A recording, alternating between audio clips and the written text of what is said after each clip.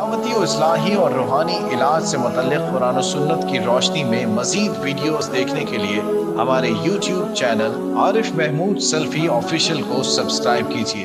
نحمدہ و نصلی علی رسولہ الکریم، اما بعد، اعوذ باللہ من الشیطان الرجیم، من حمزہ ونفخہ ونفثہ۔ یہ ایک سوال ہے کہ ماہ محرم جو ہے وہ آ رہا ہے، تو حضرت حسین رضی اللہ تعالیٰ عنہ کی شہادت کے حوالے سے اس ماہ محرم کا بہت ہی مقام ہے، تو کیا اس مہینے کے اندر ہمیں شہدائے کربلا کے حوالے سے یا حضرت حسین رضی اللہ تعالیٰ عنہ کی شہادت کے حوالے سے کوئی خاص اعمال کرنے چاہیے؟ پہلی بات تو میں یہ بات عرض کرتا جاؤں کہ ماہ محرم جو ابھی آ رہا ہے، چند دنوں کی بات ہے، اس کی حرمت کا تعلق حضرت حسین رضی اللہ تعالیٰ عنہ کی شہادت کے ساتھ ہرگز نہیں۔ ہاں، یہ بات درست ہے کہ یہ المناک واقعہ، تکلیف دہ واقعہ اس ماہ مبارک کے اندر ہوا، لیکن ماہ محرم کا تقدس، اس کی حرمت کا تعلق حضرت حسین کی شہادت سے ہرگز نہیں۔ اس کی دلیل بھی اللہ کی توفیق سے میں دیتا ہوں۔ اللہ سبحانہ و تعالیٰ قرآن مجید کے اندر سورہ توبہ کے اندر یہ بات ارشاد فرماتے ہیں کہ ان عدۃ الشہور عند اللہ 12 شہرا فی کتاب اللہ، کہ بے شک مہینوں کی گنتی اللہ کے نزدیک جو لوح محفوظ کے اندر ہے وہ 12 ہے۔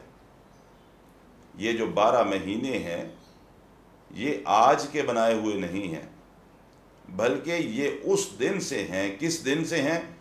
یوم خلق السماوات والارض، یہ اس دن سے ہیں جس دن سے اللہ تبارک و تعالی نے زمین اور آسمان کو پیدا فرمایا۔ جب اللہ نے زمین اور آسمان کو پیدا فرمایا، پہلی بات سمجھنے والی، جو سمجھانا مقصد ہے، پہلی بات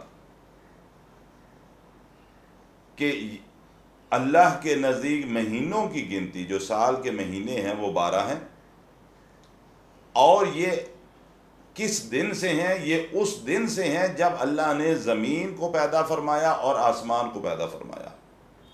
یہ اس دن سے اللہ نے 12 مہینے بنائے ہیں، یہ بعد کے بنائے ہوئے مہینے نہیں ہیں۔ ہاں، جنوری، فروری، مارچ، اپریل یہ بعد کے ان کو مختص کیا گیا۔ جو اسلامی مہینوں کی میں بات کر رہا ہوں، یہ مہینے اس دن سے مقرر ہیں جس دن سے زمین اور آسمان کو پیدا کیا گیا۔ ان 4 مہینوں میں سے اللہ فرماتے ہیں ان 12 مہینوں میں سے 4 مہینے اللہ فرماتے ہیں کہ یہ ادب والے ہیں، احترام والے ہیں، حرمت والے ہیں۔ 4 مہینے یہ حرمت والے ہیں، ادب اور احترام والے ہیں۔ اب 4 مہینے کون سے ہیں؟ ان 12 میں سے 4 مہینے کون سے ایسے ہیں کہ جو ادب والے ہیں، حرمت والے ہیں، احترام کے لائق ہیں؟ امام الانبیاء جناب محمد رسول اللہ صلی اللہ علیہ وسلم فرماتے ہیں، بخاری شریف کے اندر حدیث موجود ہے، آپ صلی اللہ علیہ وسلم نے فرمایا کہ سال 12 مہینوں کا ہے، جن میں سے 4 مہینے حرمت والے ہیں، اور وہ 4 مہینے کون سے ہیں؟ ذوالقعدہ، ذوالحجہ اور محرم۔ یہ 3 جو ہیں یہ مسلسل آ رہے ہیں، ذوالقعدہ، ذوالحجہ اور محرم، یہ 3 مہینے مسلسل ہیں، اور چوتھا مہینہ رجب کا مہینہ ہے جو شعبان سے پہلے آتا ہے۔ یہ 4 مہینے ذوالقعدہ، ذوالحجہ، محرم اور رجب، یہ 4 مہینے حرمت والے ہیں۔ حرمت سے کیا مراد ہے؟ حرمت سے مراد یہ ہے کہ ان کا ادب، ان کا احترام کیا جائے، ان میں قتل و غارت نہ کی جائے، لڑائی جھگڑے نہ کیے جائیں۔ اللہ سبحانہ و تعالی قرآن مجید میں یہ بات ارشاد فرماتے ہیں، جو آیت مبارکہ میں نے سورہ توبہ کی پہلی آپ کے سامنے پڑھی، اس میں اللہ سبحانہ و تعالیٰ آگے چل کے فرماتے ہیں فَلَا تَظْلِمُوا فِيهِنَّ أَنفُسَكُمْ فَلَا تَظْلِمُوا فِيهِنَّ أَنفُسَكُمْ، ان مہینوں میں، ان 4 مہینوں میں تم اپنی جانوں پر ظلم نہ کرو۔ ایک ظلم تو وہ ہے جو لڑائی جھگڑا قتل و غارت فساد، اور دوسرا ظلم اپنی جان پر کیا ہے، وہ یہ ہے کہ انسان اللہ وحدہ لا شریک کے ساتھ شرک کرے۔ یہ بھی ظلم ہے، ان الشرک لظلم عظیم، کہ اللہ کے ساتھ کسی کو شریک ٹھہرانا۔ کسی سے کیا مراد ہے؟ اللہ کی ذات کے ساتھ اس کی مخلوق میں سے، چاہے وہ انسان ہوں، چاہے جنات ہوں، چاہے کوئی شجر حجر ہو، کچھ بھی ہو جس کو اللہ کی ذات کے ساتھ شریک ٹھہرایا جائے، وہ صفات کہ جن کے لائق ذات صرف اور صرف اللہ وحدہ لا شریک کی ذات ہے، وہ صفات کسی اور کے ساتھ منسوب کی جائیں اللہ کی مخلوق میں سے، یہ شرک ہے۔ اور اللہ فرماتے ہیں یہ سب سے بڑا ظلم ہے اپنی جان پر، کہ آپ اس مالک کی، کہ جس مالک نے آپ کو پیدا فرمایا، جو آپ کو رزق پہنچاتا ہے، جس نے آپ کے لیے محبت بھرے رشتے پیدا بنائے، جس نے آپ کے لیے زوج پیدا کیے، جس نے آپ کو زندگی کے اندر آرام، سکون، راحت عطا فرمائی، جس نے آپ کو موت دینی ہے، جس نے کل قیامت کے دن آپ کا حساب لینا ہے، جس نے آپ کے بارے میں فیصلے فرمانے، ہم اس ذات کے ساتھ اس کی مخلوق میں سے کسی کو اس کا شریک ٹھہرائیں، یہ شرک ہے۔ اور اللہ فرماتے ہیں ان الشرک لظلم عظیم، شرک باقی بھی ظلم ہے، لیکن شرک جو ہے وہ سب سے بڑا ظلم ہے۔ ایک ظلم تو وہ ہے کہ جو قتال ہے، قتل و غارت ہے، جس طرح عربوں کے اندر تھا کہ ان کے اندر آپس کی قبیلوں کی لڑائیاں جھگڑے 2-4 سال کے نہیں، کئی نسلیں گزر جاتی تھی، ان کے درمیان قتل و غارت جاری رہتی تھی۔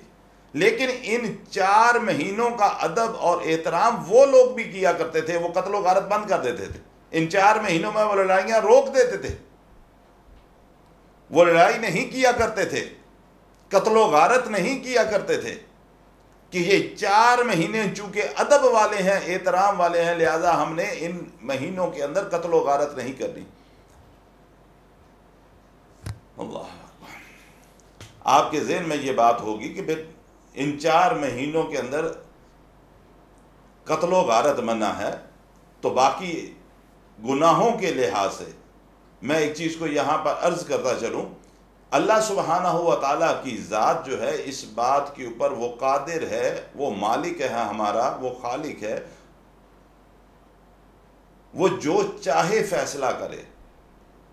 اللہ کسی چیز کو کسی کے اوپر فضیلت بھی عطا فرما سکتا ہے۔ مثال کے طور پہ فرشتے اللہ کی مخلوق ہیں، فرشتوں میں سے اللہ نے پیغامبر فرشتہ یعنی پیغام پہنچانے والا فرشتہ جو ہے جبریل امین، ان کو باقی فرشتوں کا سردار مقرر فرما دیا۔ پوری انسانیت میں سے، اپنی مخلوق میں سے، جن و انس میں سے انبیاء کو فضیلت عطا فرمائی، اور پھر انبیاء کی جماعت میں سے سب کا سردار امام الانبیاء محمد رسول اللہ صلی اللہ علیہ وسلم کو بنایا، اور سب پر فضیلت ان کو عطا فرمائی۔ یہ قادر ہے۔ پوری دنیا کے اندر مساجد موجود ہیں، ساری زمین جو ہے وہ سجدہ کیا جا سکتا ہے، اللہ نے پوری زمین کو مسلمانوں کے لیے سجدہ گاہ بنایا، جس جگہ چاہیں آپ نماز پڑھ سکتے ہیں، ممنوع جگہوں کے علاوہ۔ لیکن تمام مساجد میں سے سب مسجدوں کی ماں مسجد حرام کو باقی سب پر فضیلت عطا فرما دی، مسجد نبوی کو بھی دوسری مسجدوں پر فضیلت عطا فرما دی۔ وہ اس بات پر قادر ہے کہ جس کو چاہے دوسروں کے اوپر فضیلت عطا فرمائے. عام دنوں میں سے ہفتے کے جو دن ہیں ان میں سے جمعے کو باقی دنوں پر فضیلت عطا فرما دی. راتوں میں سے لیلۃ القدر کو باقی تمام راتوں پر فضیلت عطا فرما دی. وہ قادر ہے ان سب باتوں پہ. ظلم چاہے وہ شرک ہے چاہے دوسرے ظلم ہیں وہ سال کے 12 مہینوں کے اندر ہی منع ہے. یہ مت سمجھیے کہ ان 4 مہینوں میں ظلم کو منع کیا گیا، نہیں. ظلم کوئی بھی ہو وہ پورے سال کے ہر دن کے اندر منع کیا گیا ہے. لیکن محرم کا ادب، محرم کا احترام، یہ حضرت حسین کی شہادت سے پہلے بھی اس کی حرمت اسی طرح تھی جس طرح آج ہے. لہذا کوشش اس بات کی کیجئے کہ اگر اللہ سبحانہ و تعالیٰ آپ کو یہ حرمت والے مہینے عطا فرما رہا ہے تو آپ جہاں نیک اعمال زیادہ سے زیادہ کریں، وہاں کوشش اس بات کی کریں کہ زیادہ سے زیادہ اللہ سے توفیق مانگتے ہوئے اپنے آپ کو گناہوں سے بچائیں. کیوں؟ اس لیے کہ ان مبارک مہینوں کے اندر گناہوں کی سزا بھی بڑھ جاتی ہے. اگر نیکیوں کا اجر بڑھتا ہے تو ساتھ ساتھ گناہوں کی سزا بھی بڑھتی ہے. اللہ تعالیٰ عمل کی توفیق عطا فرمائے.